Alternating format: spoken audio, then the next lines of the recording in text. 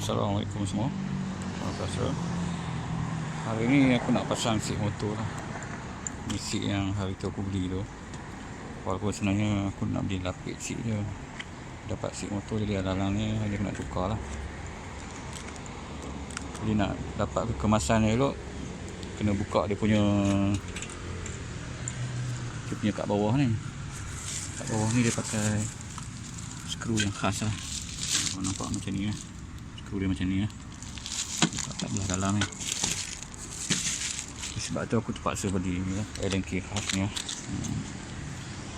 Jadi aku akan tunggu kawan aku untuk minta tolong dia pasang sebab hasil kerja dia memang cantik lah.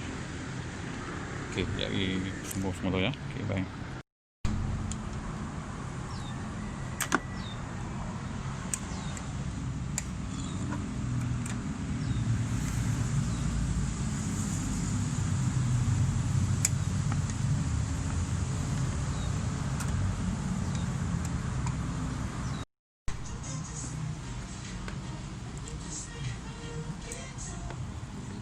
Sama-sama nak buat kan.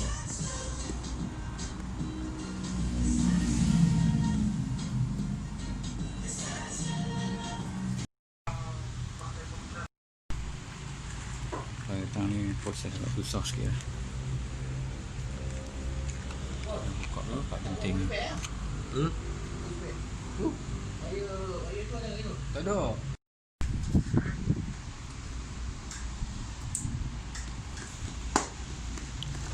Ni tempat buka kunci ni. Kita kena buka juga.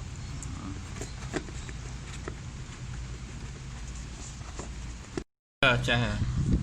Anak buka. Ya. Sebenarnya tak payah buka apa kunci ni. Sebenarnya boleh cabut tadi. Minta maaf. Kau ikut dah belum? Minta maaf lah. Kita balut sikit. Nanti bahagian yang tempat kunci tu kita nak kena potong sikit. Yang depan ni.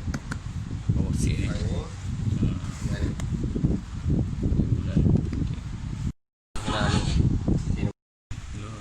Nampak? Siap lah. Tadi aku tak rekod pun. Okey, kita tolak pelan-pelan.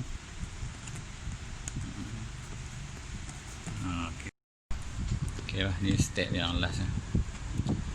Kita kena tarik. Lagi sama. Tarik cekang-cekang lah. Ikat dekat ni. Apa kain ni? Jangan di sini. Jangan plastik. Dengar tu Ini supaya cantik lah. Supaya seat kita pun tak longgar kat atas. Okey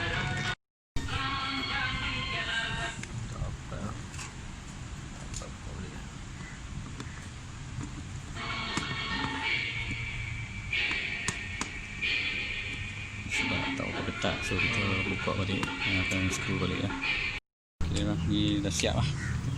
Kita nak skru balik lah kat bawah. So, dah habis tu, kita basuh motor dulu lah. Ni kita tambahan lah.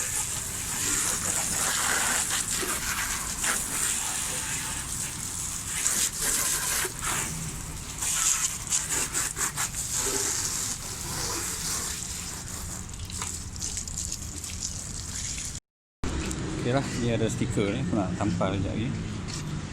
Ada kat sini lah. Cantik sikit lah. Ok, siap lah kerja kita ni. Stiker aku pasang. Ni adalah seatnya.